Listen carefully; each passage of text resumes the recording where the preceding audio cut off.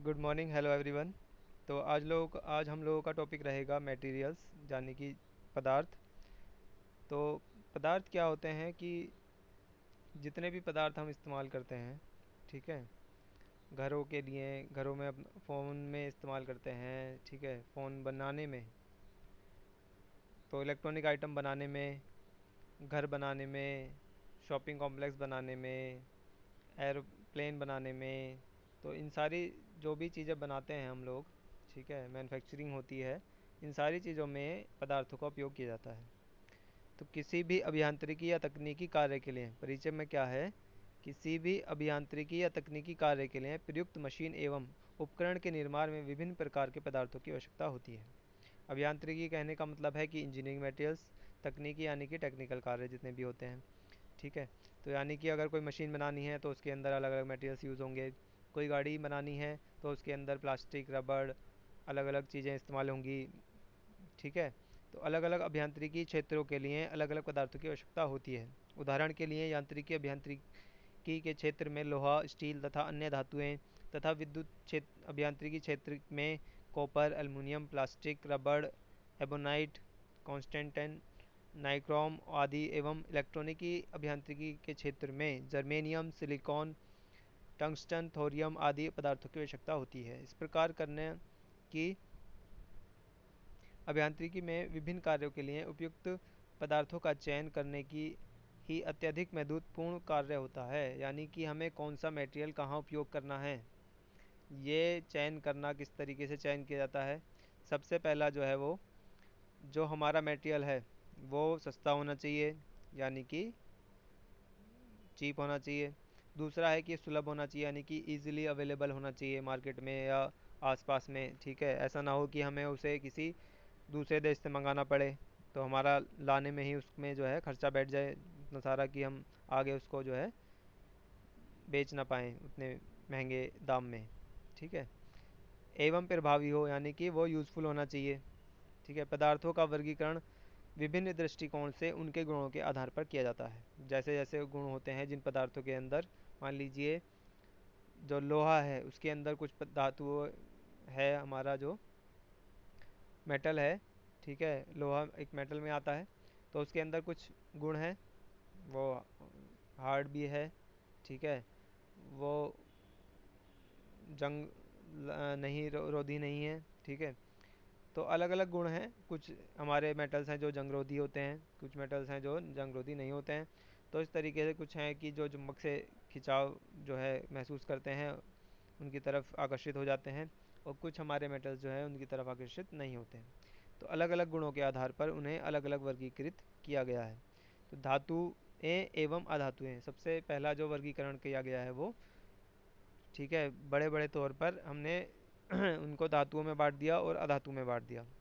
तो धातु कौन से होते हैं? धातु खनिज पदार्थ हैं जो प्रकृति में अवयस्कों के रूप में प्राप्त होते हैं, यानी कि ओर्स के रूप में, बड़े बड़े पत्थरों के रूप में हमें प्राप्त होते हैं। अयस्कों से धातुओं को प्राप्त करने के लिए विभिन्न विभिन्न प्रक्रमों से गुजरना पड़ता है, जिससे अयस्क में से धात्विक पदार्थ पृथक हो जाते हैं। तो अलग अलग उन पर प्रक्रियाएं करनी पड़ती है, पकाना पड़ता है उनको भट्टी में, ठीक है, उसके अंदर जो अशुद्धियाँ होती हैं उनको हटाना पड़ता है, और जब हमारा जो है धातु प्राप्त होता है। तो धातुएं भी दो प्रकार के हो सकते हैं, कौन कौन से हो सकते हैं? लोह धातु और अलोह धातु। लोह धातुएं कौन से हैं? जो फेरस मेटल्स कहते हैं हम, ठीक है। लोह धातुएं वो हैं जिनमें लोहा पदार्थ और कार्बन की मात्रा जो है पाई जाती है, वो लोह धातु कहलाते हैं। अब इनके अंदर कुछ गुण होते हैं, कौन कौन से हैं पहले ये जान लेते हैं, कौन कौन से हमारे लोह धातु के अंदर आते हैं। जैसे कि कच्चा लोहा है, पिटवा लोहा है, ढलवा लोहा है। इन्हें धातुओं में लोहे के गुण जैसे जंग लगना, चुंबक बन जाना तथा चुंबक की तरफ आकर्षित होना, अन्य पदार्थों को काटना, दबाव सहन करने जैसे गुण पाए जाते हैं। दूसरा हमारे हैं अलोह धातुएं। अलोह धातुएं कौन सी होती हैं?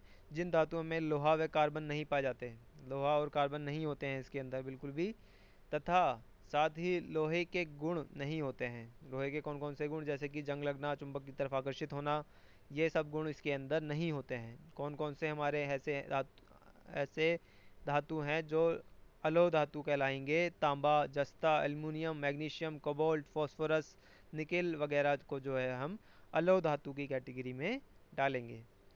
तो नीचे एक टेबल दिया गया है जिसमें लोह धातु और अलोह धातु के बारे में मुख्यतः बताया गया है। तो लोह धातु वो होंगे जिनके अंदर मुख्यतः जो है लोहा पाया जाएगा। अलोह धातु वो होंगे जिनके अंदर बिल्कुल भी लोहे की मात्रा नहीं होगी। लोह धातु हमारे कठोर और अधिक शक्तिशाली होते हैं। अलोह धातु हमारे अपेक्षाकृत, ठीक है, नर्म होते हैं और कम शक्तिशाली होते हैं। लोह धातुओं में काले या भूरे रंग के होते हैं। अलोह धातुएं हमारे अलग अलग रंगों के हो सकते हैं। लोह धातुओं में जंग लग सकता है, लग जाता है, ठीक है। अलोह धातुओं में जंगरोधी, लगभग जंगरोधी होते हैं, लगता है जंग, लेकिन उतना नहीं जितना कि लोह धातुओं में लगता है। लोह धातुओं को गलनांक जो है वो अधिक होता है। अलोह धातुओं का गलनांक जो है वो कम होता है। लोह धातु में चुंबकीय गुण होते हैं और अलोह धातु में चुंबकीय गुण नहीं होते हैं या फिर बहुत मामूली होते हैं। लोह धातुएं सस्ते होते हैं और अलोह धातुएं लगभग जो है इनसे महंगे होते हैं। लोह धातुएं जो हैं भारी होते हैं। देन उनकी जो, यानी कि 1 centimetre cube, 1 centimetre by 1 centimetre का अगर हम लोहे का एक क्यूब लेते हैं और दूसरा हम कॉपर का या एल्युमिनियम का या जस्ते का या मैग्नीशियम का, इन सब चीज़ों का कोई सा भी 1 सेंटीमीटर बाई 1 सेंटीमीटर का एक क्यूब लेते हैं, तो उसका जो वेट होगा, लोह धातु का वेट जो है वो ज़्यादा होगा, अलोह धातु का वेट जो है वो कम होगा। लोह धातुएं सामान्यता अवस्था में, जो सामान्य तापमान पर वो ठंडी अवस्था में पाई जाती हैं और वो भंगुर होती हैं, यानी ठोस अवस्था में पाई जाती हैं और भंगुर होती हैं। लोह अलोह धातुएं जो है वो गर्म अवस्था में भंगुर होती हैं, ठीक है।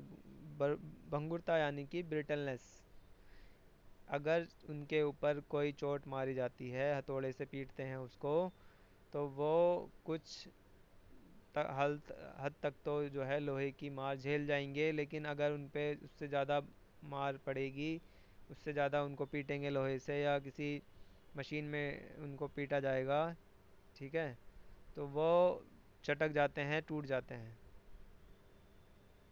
तो ये हो गया हमारा डिफरेंस दोनों के अंदर, लोह धातुएं और अलोह धातु के अंदर डिफरेंस। आगे बढ़ते हैं, हम जानते हैं अलोह धातुएं कौन कौन से होते हैं। वे पदार्थ जिनमें धातुओं के भौतिक तथा अधातु के बारे में जानते हैं। अधातु यानी कि नॉन मेटल्स, जिन्हें हम धातु की कैटेगरी में नहीं जानते। वे धातुएं जिनमें धातु के भौतिक तथा रासायनिक गुण जैसे चालकता, चुंबकीयता, गलनीयता, आघातवर्ध्यता, ठीक है, दृढ़ता, तन्यता यानी कि टेंसिटी, ब्रिटलनेस, ये सब जो है गुण इसके अंदर नहीं पाए जाते हैं। ये सारे गुण किस में पाए जाते हैं? लोह धातुओं के अंदर पाए जाते हैं, या फिर धातुओं के अंदर पाए जाते हैं, सॉरी। तो अधातु कहलाते हैं, जिनके अंदर ये गुण नहीं होते वो अधातु कहलाते हैं। ये पदार्थ ऋणात्मक आयन उत्पन्न करते हैं तथा इनमें अम्लीय ऑक्साइड पाए जाते हैं, ठीक है, बेसिक ऑक्साइड पाए जाते हैं इनके अंदर। मुख्यतः आघातविक पदार्थ निम्न हैं। कौन कौन से हैं? पहला है हमारा लेदर। मुख्यतः लेदर का प्रयोग बेल्ट ड्राइविंग सिस्टम में किया जाता है। यह बहुत नम्य होता है, इसके लिए प्रत्यास्थता गुणांक का मान लोड पर निर्भर करता है। इलास्टिसिटी का जो प्रत्यास्थता का जो मान गुणांक है वो किस पे डिपेंड करेगा? उसके लोड पर, कितना उसके ऊपर लोड डाला जाएगा। अगला हमारा जो अधातु है वो है रबड़। रबड़ एक अच्छा पॉलीमर है जो कि बहुत लचीला होता है।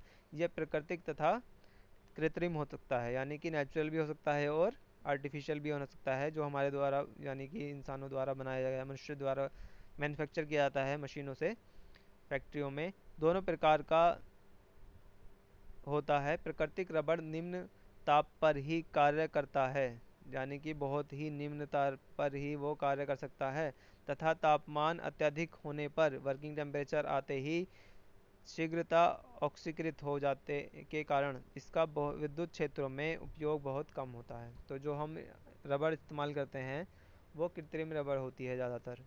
जो नेचुरल रबड़ होती है, प्राकृतिक रबड़ होती है, वो बहुत ही लो टेम्परेचर पर कार्य करती है और उसका उपयोग ज़्यादातर हम लोग नहीं करते हैं।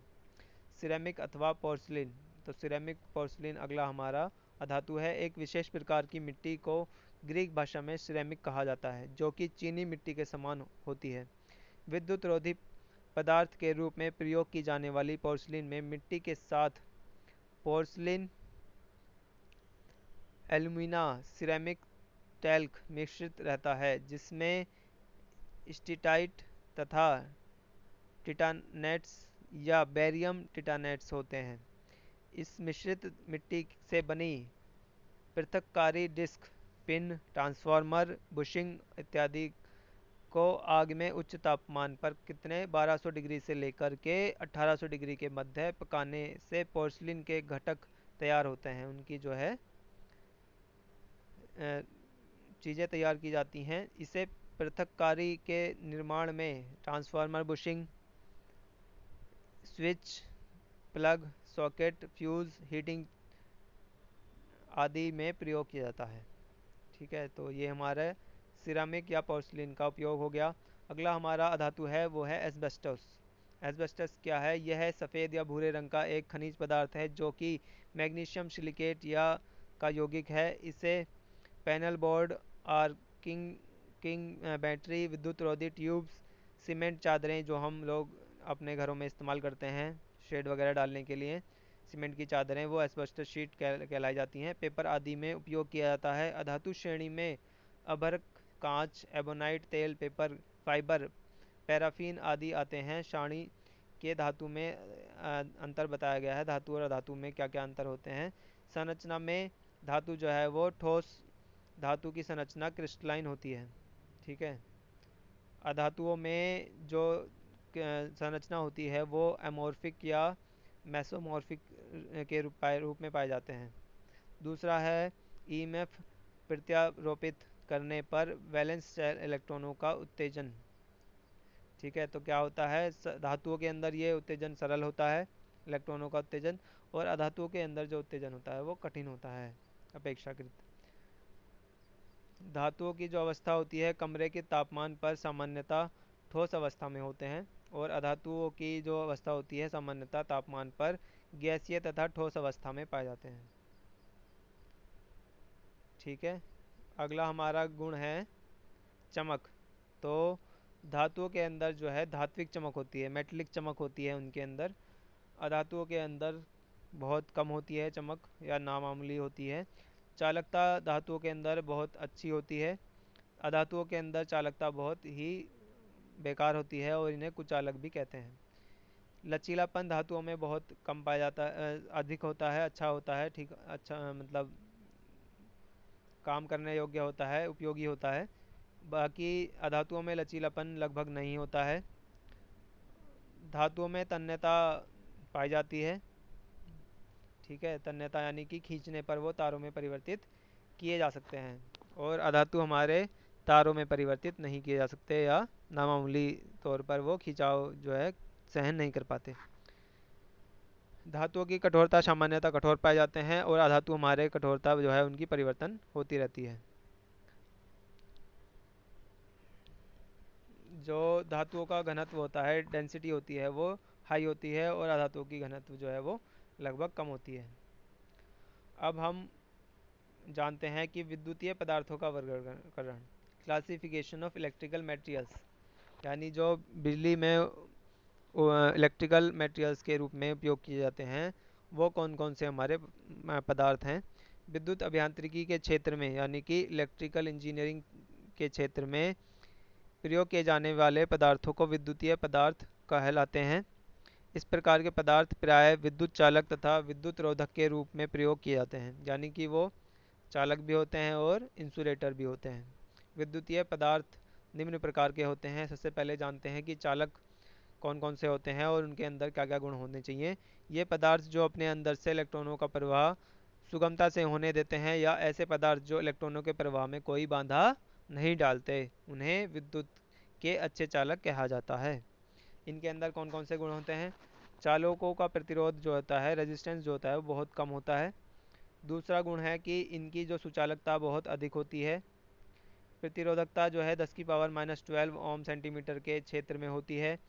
इस प्रकार के पदार्थों में चालक बैंड तथा संयोजी बैंड यानी कि वैलेंस बैंड और हमारा जैसे कि डायग्राम में दिखाया गया है नीचे एक नीचे वाला इसको कहते हैं वैलेंस बैंड, जो कि कंप्लीट होता है, पूरा भरा होता है। उसके ऊपर जो कंडक्शन बैंड होता है हमारा, उस वो जो है उसके अंदर फ्री इलेक्ट्रॉन होते हैं चालकों के अंदर। ठीक है। बैटरो एक दूसरे को ओवरलैप कर लेते हैं। तो जो चालक बैंड होता है, वैलेंस बैंड होता है और कंडक्शन बैंड होता है, वो एक दूसरे को ओवरलैप किया होता है। ठीक है। जिससे कि कोई भी वर्जित ऊर्जा अंतराल नहीं होता, कोई भी उनके अंदर एनर्जी गैप। ऊर्जा अंतराल का मतलब है एनर्जी गैप, यानी कि वैलेंस बैंड से किसी इलेक्ट्रॉन को हमें कंडक्शन बैंड में पहुंचाना है, तो उसके अंदर हमें कोई बहुत ज़्यादा एनर्जी देने की ज़रूरत नहीं पड़ती, ना मामूली एनर्जी देने की ज़रूरत पड़ती है। ठीक है। अतः पदार्थों में आसानी से इसके कारण इलेक्ट्रॉन आसानी से संयोजी बैंड में से चालक बैंड में जा सकते हैं। अतः पदार्थों में आवेश यानी कि चार्ज कैरियर अधिक संख्या में होते हैं, इसलिए इसकी चालकता जो है वो अधिक होती है, यानी कि अच्छे चालक कहलाते हैं। ठीक है। कंडक्टर्स जो होते हैं वो अच्छे चालक होते हैं। ठीक है, आगे बढ़ते हैं।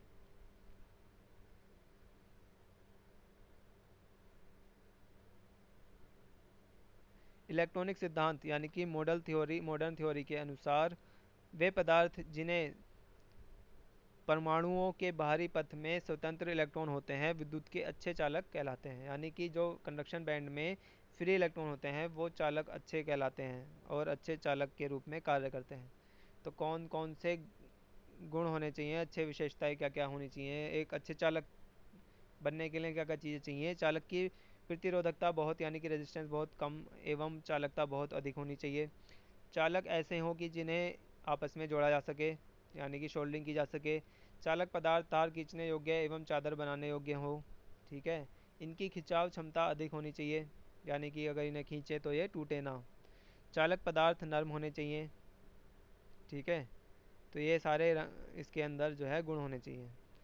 चालकों में क्या क्या अब हम जानते हैं कि चालक पदार्थों की अभिलाषणीय की सारणी में दर्शाया गया है। तो दो चालक ले लिए गए हैं यहाँ पे, एक तांबा लिया गया है और एक एल्युमिनियम लिया गया है। तांबा जो है वो यानी कॉपर जो है वो एल्युमिनियम से अच्छा चालक है। तो क्यों है? पहले इन दोनों में क्या क्या रंग से हम पहचानते हैं इनको। तांबा जो है वो लाल भूरा रंग का होता है और एल्युमिनियम जो होता है वो श्वेत रंग का होता है। ठीक है। तो कॉपर की चालकता होती है वो 56 होती है और एल्युमिनियम की होती है 36, यानी कि कॉपर ज़्यादा अच्छा चालक है। 20 डिग्री पर प्रतिरोधकता, प्रतिरोधकता जिसकी कम होगी वो अच्छा चालक कहलाएगा और प्रतिरोधकता जिसकी अधिक होगी वो उससे कम मतलब चालक होगा, उसकी चालकता कम होगी उससे। तो प्रतिरोधकता तांबे की कम है और एल्युमिनियम की ज़्यादा है, जैसा कि आप देख सकते हैं। घनत्व यानी कि डेंसिटी तांबे की ज़्यादा है और एल्युमिनियम की कम है, एल्युमिनियम हल्का होता है। 20 डिग्री सेंटीग्रेड पर प्रतिरोध ताप गुणांक, जो हमारा रेजिस्टेंस का कांस्टेंट होता है, टेम्परेचर कांस्टेंट कहलाते हैं जिसको, तो वो तांबे का जो है वो कम है और एल्युमिनियम का ज़्यादा है। 20 डिग्री पर लंब प्रसार गुणांक तो तांबे का कम है और एल्युमिनियम का ज़्यादा है। अगला है तन्यता दृढ़ता। तन्य दृढ़ता जो है तांबे की ज़्यादा है, यानी कि तन्यता खींचने से वो तांबा जो है खिंच जाता है, टूटता नहीं है, काफ़ी दूर तक खिंच जाएगा। लेकिन एल्युमिनियम को क्या करेंगे आप, जब खींचेंगे तो थोड़ा सा खींचेगा, उसके बाद वो टूट जाएगा। अगले जो चालक हैं वो सबसे अच्छा चालक जो है वो है सोना। विद्युत का सबसे उत्तम चालक सोना है, इसलिए चालकता 99% होती है। लेकिन यह कीमती होने के कारण प्रयोग में नहीं लाया जाता, क्योंकि बहुत ज़्यादा कीमती है सोना, तो इसको हम चालक के रूप में उपयोग नहीं करते हैं ज़्यादातर। दूसरा हमारा चालक अच्छा चालक है वो है चांदी। यह विद्युत का बहुत अच्छा चालक होता है, इसकी विशिष्ट प्रतिरोध बहुत कम होता है। 20 डिग्री सेंटीग्रेड पर 1.64 माइक्रो ओम सेंटीमीटर होता है। महंगी होने के कारण इसकी विद्युतीय कार्यों में प्रयोग सीमित है, तो हम बहुत कम जगहों पर ऐसा है जहाँ पे हम इसका प्रयोग करते हैं। इसका प्रयोग विद्युत यंत्र अधिक रेटिंग की धारा के कांस्टेंट कॉन्टैक्ट्स वाला स्टार्टरों में कॉन्टैक्ट पॉइंट बनाने में होता है। इसकी चालकता 98% होती है। ठीक है, आगे बढ़ते हैं। अगला जो तीसरा नंबर पे हमारा चालक है वो है कॉपर यानी कि तांबा। चांदी के बाद यह विद्युत का बहुत अच्छा चालक है। इसकी चालकता कितनी होती है? 90% होती है। शुद्ध तांबे का विशिष्ट प्रतिरोध 1.7 माइक्रो ओम सेंटीमीटर होता है। तांबा नर्म धातु है। इसकी धारें वे एवं चादरें आसानी से बनाई जा सकती हैं। कम कीमत होने के कारण इसका अत्यधिक उपयोग तारों में, केबलों में, ओवरहेड लाइनों में, वाइंडिंग तार जो हम पंखों में, कूलरों में इस्तेमाल करते हैं, मोटरों में वाइंडिंग तार के में बहुत ज़्यादा उपयोग किया जाता है। अर्थ इलेक्ट्रोड स्टार्टरों के कॉन्टैक्ट पॉइंट, बस बार आदि के में किया जाता है। तांबे में चालक दो प्रकार के होते हैं, एक हार्ड ड्रॉन कॉपर, एक अनिल्ड कॉपर। तो हार्ड ड्रॉन कॉपर होता है एक, और एक दूसरा होता है अनिल्ड कॉपर। हार्ड ड्रॉन कॉपर कौन सा है? हार्ड ड्रॉन तांबे के चालक ठंडी अवस्था में डाई के साथ खिंचाई करके बनाए जाते हैं। इस प्रकार के तांबे का प्रयोग ओवरहेड लाइन, अर्थ इलेक्ट्रोड, कम्यूटेटर सेगमेंट आदि बनाने में किया जाता है। ठीक है, दूसरा है अनिल्ड तांबा। हार्ड ड्रॉन तांबा चालक को नर्म करने के लिए गर्म करके के पश्चात इसे ठंडा किया जाता है। पहले उसको गर्म किया जाता है, फिर उसको ठंडा कर लेते हैं, जिससे यह नर्म हो जाता है तथा पानी से ठंडा करके वह बहुत अनिल्ड यानी कि नर्म हो जाता है। नर्म हुए तार को आसानी से इधर उधर मोड़ा जा सकता है। इसमें तारें बनाने में बहुत आसानी रहती है। चालक गोलाई में 6 SWG से 50 SWG तक बनाए जाते हैं। इनका प्रयोग वाइंडिंग तारों में अधिक मात्रा में किया जाता है। अर्थिंग तार इसी से बने जाते हैं। तांबे का जो अर्थिंग का जो तार होता है वो अनिल कॉपर का बना होता है। तांबे का उपयोग विद्युत कार्यों में सबसे प्रमुख धातु के रूप में होता है। और इसके बाद जो हमारा प्रमुख धातु के रूप में उपयोग होता है वो है हमारा एल्युमिनियम। तांबे के पश्चात एल्युमिनियम प्रमुख रूप से चालक के रूप में विद्युत कार्यों में प्रयोग किया जाता है। इसकी मुख्य विशेष निम्न है। इसकी चालकता जो है कितनी होती है? वो 60% होती है। तो तांबे से तो काफ़ी कम है, ठीक है, लेकिन तांबे से सस्ता भी होता है। तो कई सारी चीज़ें मैटर करती हैं, और चालकता 60% होने के कारण जो है ये गर्म भी हो जाता है। ठीक है, गर्म होने की वजह से जो इसकी एल्युमिनियम की जो वाइंडिंग होती है वो ख़राब हो जाती है। यह वजन में हल्का होता है। 20 डिग्री सेंटीग्रेड पर इसका विशिष्ट प्रतिरोध 2.69 इंटू 10⁻² माइक्रोओम सेंटीमीटर होता है। इसको मजबूत बनाने के लिए चालकों के बीच एक स्टील की तार लगाई जाती है। इसे ACSR चालक कहते हैं। ACSR का मतलब है एल्युमिनियम कंडक्टर स्टील रेनफाइड होता है। वर्तमान में ट्यूब चॉक मोटर ट्रांसफार्मर की वाइंडिंग में एल्युमिनियम के तारों द्वारा वाइंडिंग की जाती है। अगला हमारा जो चालक है वो है ब्रास। यह एक मिश्र धातु है। इसमें तांबा एवं जिंक का मिश्रण होता है। यह विद्युत का चालक है। इसकी चालकता चांदी की तुलना में 48% होती है। यांत्रिक शक्ति अधिक होने के कारण, ठीक है, मैकेनिकल प्रॉपर्टी इसकी अधिक होती है। मैकेनिकल एनर्जी इसके अंदर जो वो है वो अधिक होती है। कारण इसका प्रयोग टर्मिनल, स्विच, होल्डर के स्क्रू, नट बोल्ट आदि बनाने में किया जाता है। तो जो हमारे स्विच बोर्ड के अंदर जो स्क्रू रहते हैं जिनसे तारों को हम उस पर कसते हैं वो हमारे ब्रास के बने होते हैं। कॉन्टैक्टर वगैरह होते हैं, ठीक है, ये सारे जो हैं ब्रास के बने होते हैं। आगे बढ़ते हैं। अगला हमारा जो चालक है वो है लोहा। समान लंबाई व क्षेत्रफल के तांबे के चालक की तुलना में इसका प्रतिरोध 8 गुना कम होता है। इसकी मुख्य विशेषताएं निम्न हैं।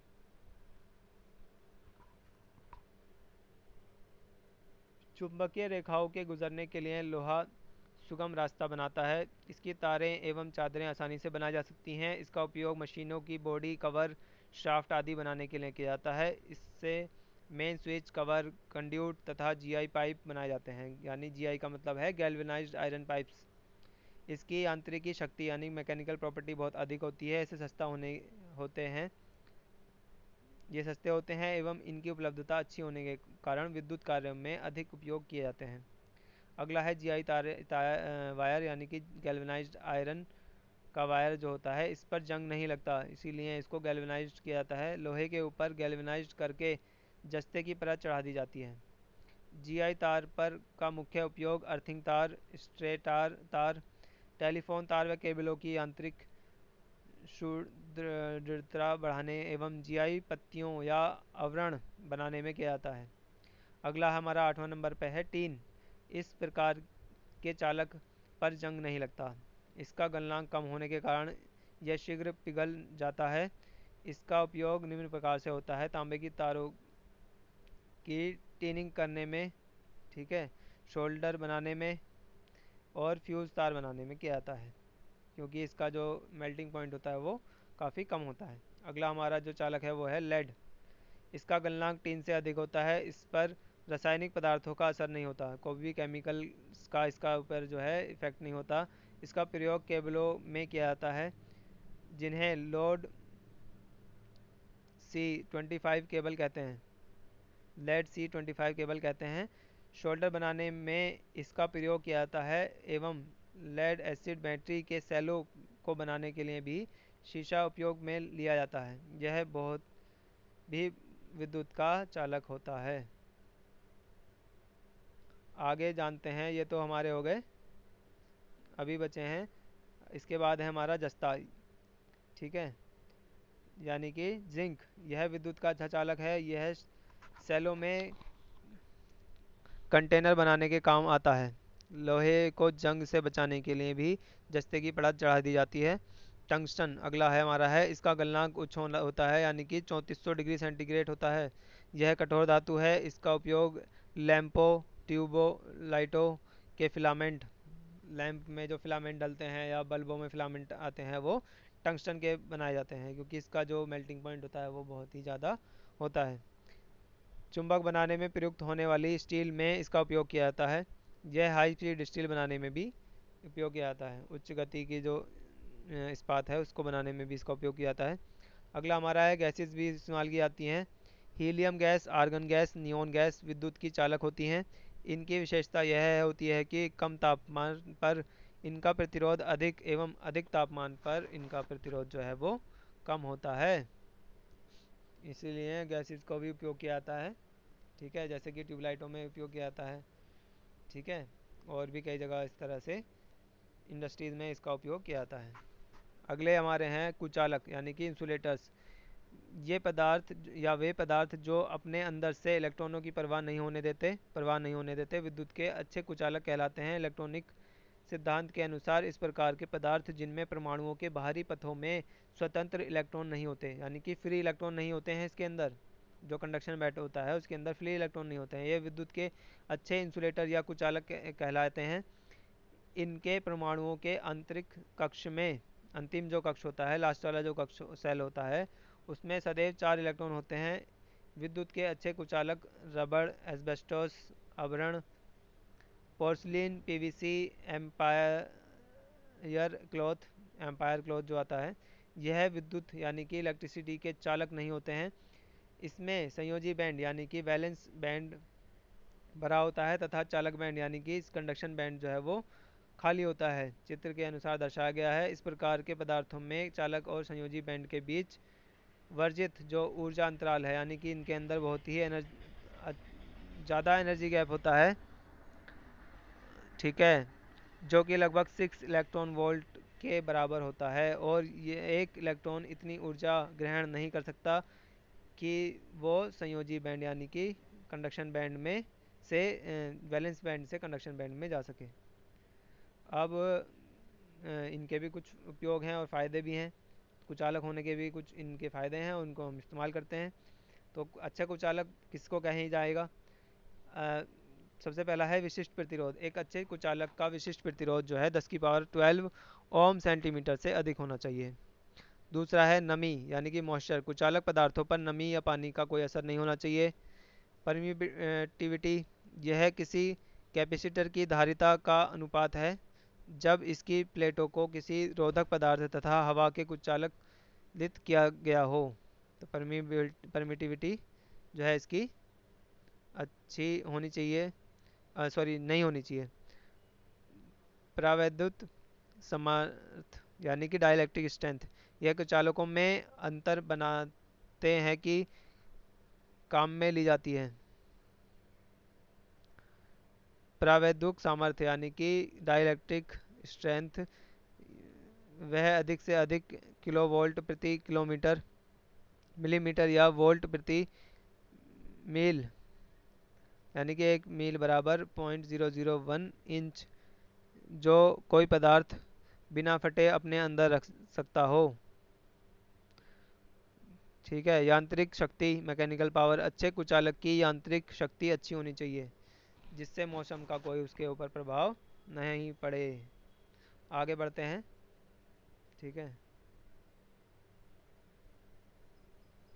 तापमान यानी कि टेम्परेचर का क्या इफेक्ट होना चाहिए इनके ऊपर। कुचालकों की ताप सहने की क्षमता अधिक होनी चाहिए यानी कि टेम्परेचर अगर हाई हो, यानी कि इनके अंदर मान लीजिए तार है हमारा, उसके ऊपर इंसुलेशन चढ़ा हुआ है, कुचालक चढ़ा हुआ है। ठीक है।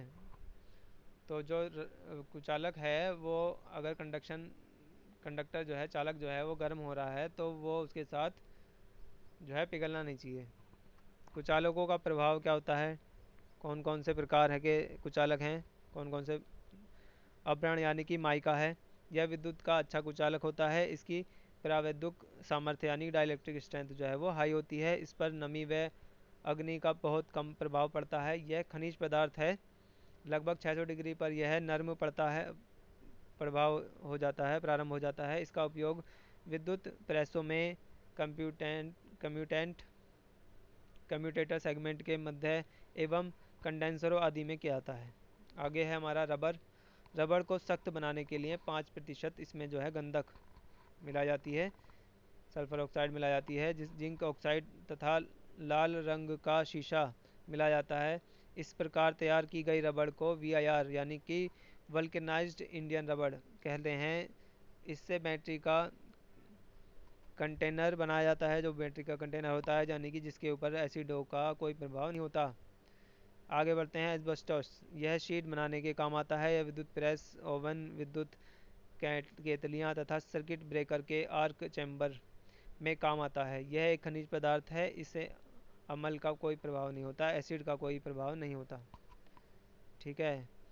बैकेलाइट, यह विद्युत का अच्छा कुचालक होता है। यह विशेष प्रकार का प्लास्टिक पदार्थ है। इसका उपयोग switch holder, terminal board, circuit board, socket, विद्युत वायरिंग फिटिंग आदि के की सामग्री तैयार करने में किया जाता है। इससे गर्म करके सांचे में डालकर आवश्यक रूप दिया जाता है।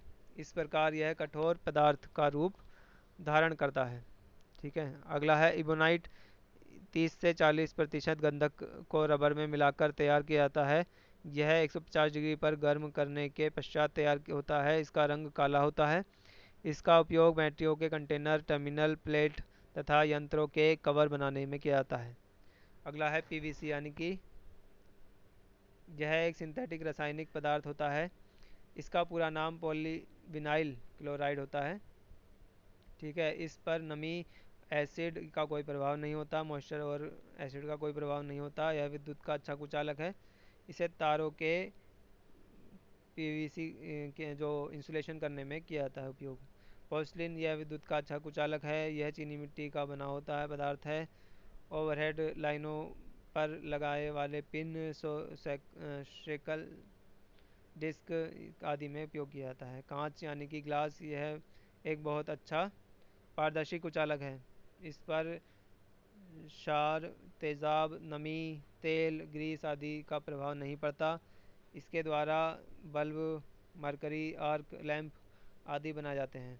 इसे शीघ्र टूटने वाला पदार्थ है। इसका यांत्रिक शक्ति बहुत ज़्यादा कम होती है। अगला हमारा है लेदरॉयड पेपर है, जैसे कि प्रेस पेन पेपर है, ट्रिप्लेक्स पेपर है, मिलीमैक्स पेपर है, तो इनका अलग अलग उपयोग किया जाता है। ठीक है, इनकी जो गुण है इनके अंदर। उसके बाद है मिकानाइट पेपर और क्लॉथ है।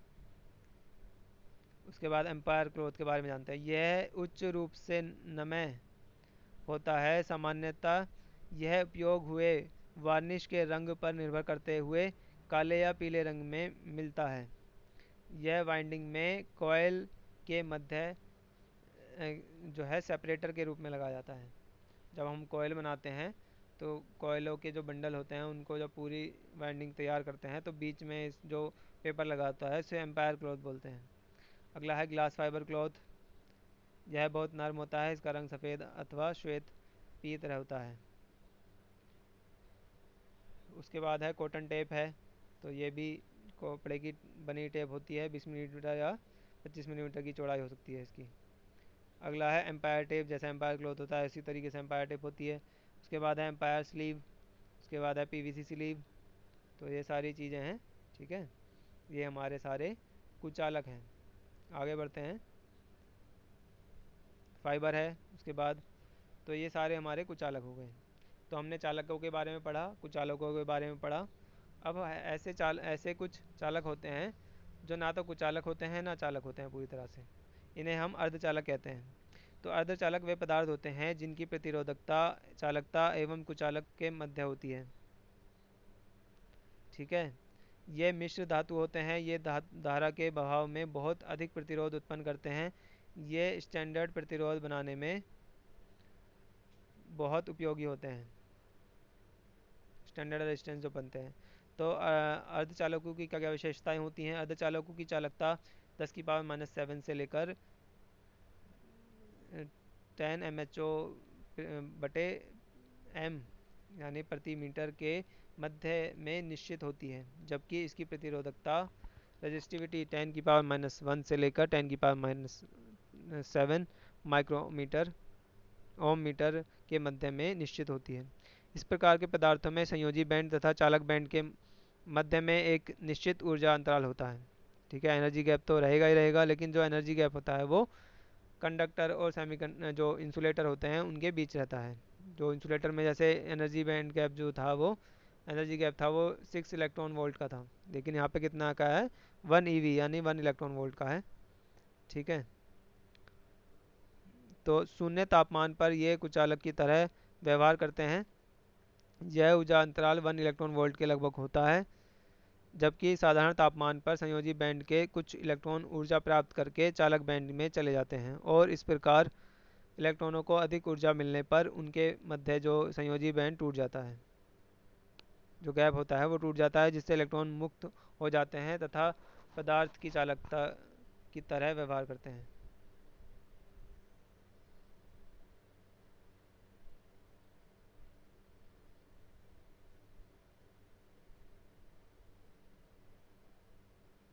ठीक है, तो हम सेमीकंडक्टर के बारे में पढ़ लेते हैं। तो सबसे पहला जैसे हमारा सेमीकंडक्टर है वो है हमारा कौन कौन से, पहले बात लेते हैं कौन कौन सी टाइप्स के जो सेमीकंडक्टर होते हैं। तो पहला हमारा है यूरेका। यह मिश्र धातु है। इसमें जो 60% तांबा होता है और 40% निकेल मिला होता है। इसका विशिष्ट प्रतिरोध अधिक होता है। इसे पतले तार आसानी से बनाए जा सकते हैं। प्रतिरोध बॉक्स थर्मोकपल स्टार्टरों के प्रतिरोध व रेगुलेटरों में इसका उपयोग किया जाता है। जर्मन सिल्वर, यह भी मिश्रित धातु है। इसमें 60% तांबा, 15% निकल और 25% जिंक मिलाया जाता है।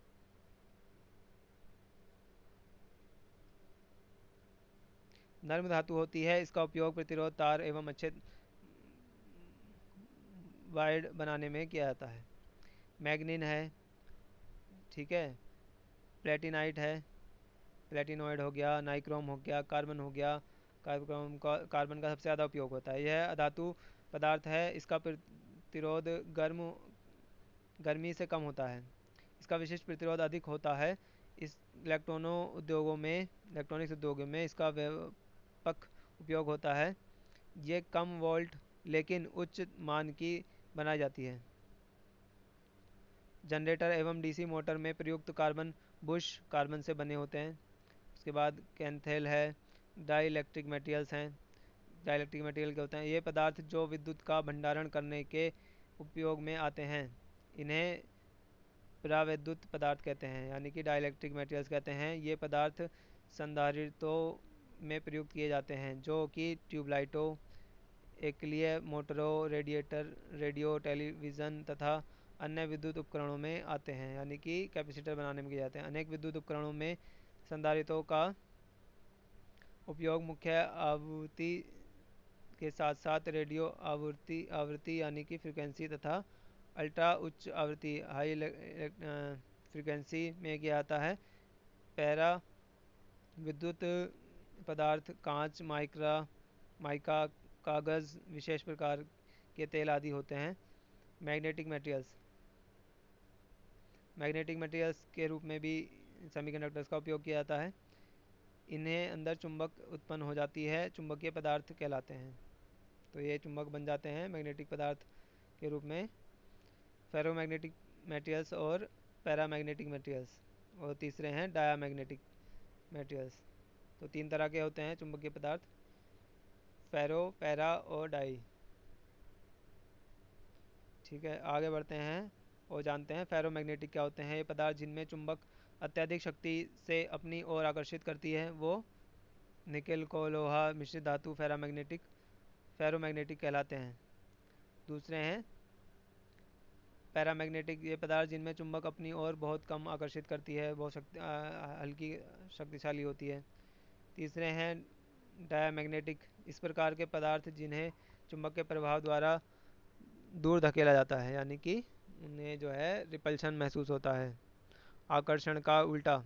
जैसे सोना है, तापारा है, तांबा है, गंधक है, जस्ता है, बिस्मर्थ है, फॉस्फोरस है, ये सारे जो हैं वो हमारे मैग्नेटिक मटेरियल्स हैं। Difference between conduction, insulator and semiconductor, तो क्या क्या इनके अंदर फ़र्क होता है, ठीक है, ये बताया गया है। ये हमने पढ़ लिया है, ज़्यादातर इसमें सारी चीज़ें पढ़ ली हैं, बस इसमें जो है इस टेबल के माध्यम से इसको संक्षिप्त रूप में बताया गया है, इसको आप ज़रूर देख लें। तो आगे है पदार्थों के गुणधर्म, क्या क्या उनकी प्रॉपर्टीज़ ऑफ मटेरियल्स होते हैं। तो प्रॉपर्टीज़ कौन कौन सी हो सकती हैं, भौतिक प्रॉपर्टी हो सकती है, यांत्रिक हो सकती है, विद्युतीय गुणधर्म हो सकते हैं। विद्युतीय गुणधर्म हमने ज़्यादातर पढ़ चुके हैं, ठीक है। तो भौतिक यानी कि फिजिकल, मैकेनिकल और इलेक्ट्रिकल प्रॉपर्टी, तीन तरह की प्रॉपर्टीज़ हो सकती हैं, ठीक है। पहला जो फिजिकल प्रॉपर्टी है वो है गलनांक, ठीक है। गलनांक यानी जिसपे धातु जो है ठोस अवस्था से जो है एक तरल पदार्थ में बदलना शुरू कर देता है, उसको जो है गलनांक, मेल्टिंग पॉइंट और कहते हैं। और जिस पॉइंट पे एक तरल पदार्थ जो है मटेरियल जो है लिक्विड मटेरियल जो है वो ठोस अवस्था में बदलना शुरू होता है, उसको फ्रीजिंग पॉइंट कहते हैं। उबाल पॉइंट बिंदु, बॉइलिंग पॉइंट, तरल का उबाल बिंदु वह तापमान है जिस पर भाप दबाव यानी वन वायुमंडलीय दबाव के बराबर हो जाता है, वन एटमॉस्फेरिक प्रेशर के बराबर हो जाता है, उस पॉइंट को कहते हैं बॉइलिंग पॉइंट। अब इनका जो रंग होता है वो भी फिजिकल प्रॉपर्टी में आता है। तो अलग अलग जो धातु होते हैं हमारे, या अलग अलग जो हमारे पदार्थ हैं उनका रंग अलग अलग होता है, जैसे कि एल्युमिनियम का सफ़ेद, नीला, तांबे का लाल है, इस तरीके से।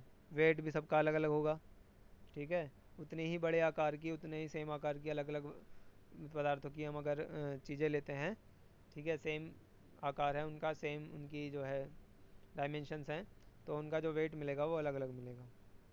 स्ट्रक्चर भी सबका, आंतरिक स्ट्रक्चर जो होगा वो भी अलग अलग होगा, बाहरी स्ट्रक्चर जो होगा वो भी अलग होगा। जब उसको तोड़ कर देखेंगे तो अलग अलग हमें कटाक्ष देखने के लिए, क्रॉस सेक्शन में देखने के लिए मिलेंगे। चालकता जो होगी वो सबकी अलग अलग होगी, उसके बारे में हमने पढ़ चुके हैं। तो ये फिज़िकल प्रॉपर्टीज़ हो गई। इसके अलावा और कौन कौन सी हैं, हीट चालकता है, मैग्नेटिक प्रॉपर्टीज़ हैं, फ्यूजिबिलिटी है यानी कि गलनीयता है, जिस पे कि वो गलना शुरू हो जाता है, ठीक है। उसके बाद है यांत्रिक गुणधर्म। यांत्रिक गुणधर्म कौन से होते हैं, मैकेनिकल प्रॉपर्टी।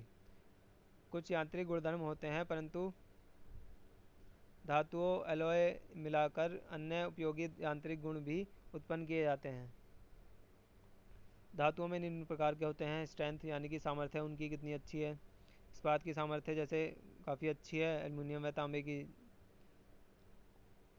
से ज़्यादा होती है। इस्पात की जो स्टील की सामर्थ्य है वो ज़्यादा होती है, क्योंकि मिश्रित धातु उसमें, इसीलिए उसको सामर्थ्य बढ़ाने के लिए बनाया जाता है, मिक्स किया जाता है उसमें मिश्रित। इलास्टिसिटी यानी प्रत्यास्थता, वह गुण जिसके कारण वह बाह्य बल लगाने पर उसी के आकार में परिवर्तन हो जाता है, परंतु बल को हटाने पर वह अपने पूर्ण अवस्था में आ जाता है। यानी कोई बल लगाया हमने, किसी रोड पे बल लगाया, वो मुड़ गई, लेकिन वो वापस फिर सीधी हो गई जब उसने हमने से बल उस पे से हटा लिया। तो ये अच्छे होना चाहिए, ये मैकेनिकल प्रॉपर्टी होती है। तीसरा है प्लास्टिसिटी। प्लास्टिसिटी जो इलास्टिसिटी का उल्टा होता है, यानी बाहर बल लगाया और वो जिस आकार में हमने उसको, वो मुड़ गया, वो उसी आकार में रहेगा, वो वापस आने की जो उसके अंदर जो उसकी क्वालिटी है वो बहुत ही कम होगी। कठोरता यानी कि धातु का वह गुण जिसके कारण वह धातु दूसरे धातुओं को काट सकते हैं। ठीक है, ये हार्डनेस हो जाएगी, इसके हार्डनेस वाला गुण होता है। अगला जो है वो है टेनेसिटी, यानी कि दृढ़ता या लगिड़ लगिष्णुता। ठीक है, धातु का वह गुण जो बल लगाने से उत्पन्न खिंचाव को सहन कर ले और टूटे नहीं, दृढ़ता कहलाता है। ठीक है, आगे बढ़ते हैं। अगला है चिमड़पन, सॉरी, मेलिएबिलिटी यानी कि आघातवर्धता। यानी कि उसको पीट पीट कर चादरों में परिवर्तन करते हैं, तो चादरों में वो परिवर्तन हो जाना चाहिए, फोर्जिंग या रोलिंग करने से वो टूटना नहीं चाहिए। ठीक है, अगला है टफनेस। टफनेस वह गुण है जिससे झटके या कंपन सहने की जो है उसके अंदर ऐंठने या मोड़ने टूटने पर टूटती नहीं है। ठीक है, अगला है डक्टिलिटी, तन्यता, यानी कि अगर उसको खींचते हैं तो वो तारों में परिवर्तन हो जाए और टूटे ना। अगला है भंगुरता, जिसके धातु का प्रभाव करने पर वह दो या अधिक जो है टुकड़ों में टूट जाती है, उसको भंगुरता कहते हैं। कंप्रेसिबिलिटी, यानी कि उसको दबाव जब डालते हैं तो कंप्रेसिबिलिटी उसकी दबाने या दबाव बल लगाने पर वह टूटता या सिकुड़ता नहीं है। मशीनेबिलिटी, यानी कि जब उस पर कोई भी मशीनिंग कार्य करते हैं, लेथिंग करते हैं, उस पर सॉरी फेसिंग करते हैं, मिलिंग करते हैं, कटिंग करते हैं, तो वो आसानी से हो सकता है। ठीक है, अगला है इलेक्ट्रिकल प्रॉपर्टी। इलेक्ट्रिकल प्रॉपर्टी जैसे कि उसका प्रतिरोध, ताप गुणांक, टेम्परेचर कोफिशिएंट और रेजिस्टेंस। पहला है पदार्थ की रेजिस्टिविटी, यानी कि उसकी प्रतिरोधकता जो है वो मैकेनिक इलेक्ट्रिकल प्रॉपर्टी में आता है। अगला है रेजिस्टेंस अगेंस्ट कोरोजन, यानी कि संक्षारण रोधी, यानी कि जंग लगने से रोधी जो उसकी क्वालिटी है वो भी इलेक्ट्रिकल प्रॉपर्टी में आती है। उच्च यांत्रिकी सामर्थ्य, हाई मैकेनिकल स्ट्रेंथ, फिर डाइलेक्ट्रिक स्ट्रेंथ, ये भी जो है इलेक्ट्रिकल प्रॉपर्टी में आती है। तो इनको आप अच्छे से ध्यान देंगे, पढ़ेंगे। और इसके बाद इसमें कुछ सवाल पूछे गए हैं, जैसे कि तांबा चालक पदार्थ का उदाहरण है, बिल्कुल सत्य बात है। तो इस तरह के कुछ सवाल दे रखे हैं। चालक की प्रतिरोधक का मान क्या होता है? तो चालक की प्रतिरोधक का मान बहुत ही कम होता है, यानी निम्न होता है। क्वेश्चन नंबर 4 है। ठीक है, राइट साइड में। और लास्ट क्वेश्चन, जैसे 7वां क्वेश्चन है, चालक पदार्थ भी चालकता मापी जाती है, किसमें मापी जाती है? एमएचओ में, मोह में। तो ये कुछ क्वेश्चंस हैं, इनको आप देख लेंगे। ये और कुछ और थोड़े बाकी क्वेश्चंस हैं, इनको आप देख लेंगे और इनको अपनी जो नोटबुक में नोट करेंगे। ठीक है, थैंक यू।